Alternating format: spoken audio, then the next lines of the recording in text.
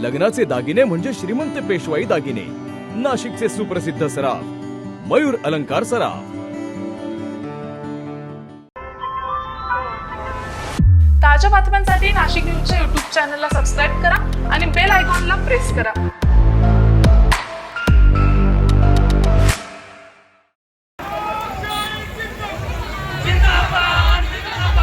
प्रजासत्ताक दिनी भारतीय संविधानाचे शिल्पकार डॉक्टर बाबासाहेब आंबेडकर यांच्या नावाचा उल्लेख टाळण्याचा निषेधार्थ आज नाशिकमध्ये जनाक्रोश महामोर्चा काढण्यात आलाय।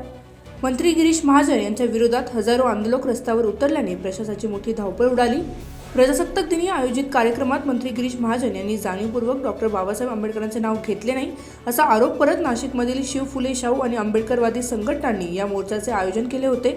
नाशिक रोड रेल्वे स्थानकावरील छत्रपती शिवाजी महाराज आणि डॉक्टर बाबासाहेब आंबेडकर यांच्या पुतळ्याला अभिवादन करून मोर्चाची सुरुवात झाली।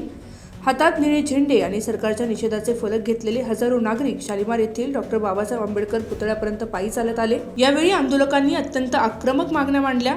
संविधानाचा अपमान करणाऱ्या गिरीश महाजन यांना मंत्रिमंडळातून तात्काळ बडतर्फ करावे अशी मुख्य मागणी यावेळी करण्यात आली। तसेच या घटनेचा जाब विचारणाऱ्या महिला कर्मचाऱ्यांना दिलेल्या अमानुष वागणुकीची निष्पक्ष चौकशी करण्याची मागणीही आंदोलकांनी लावून धरली आहे।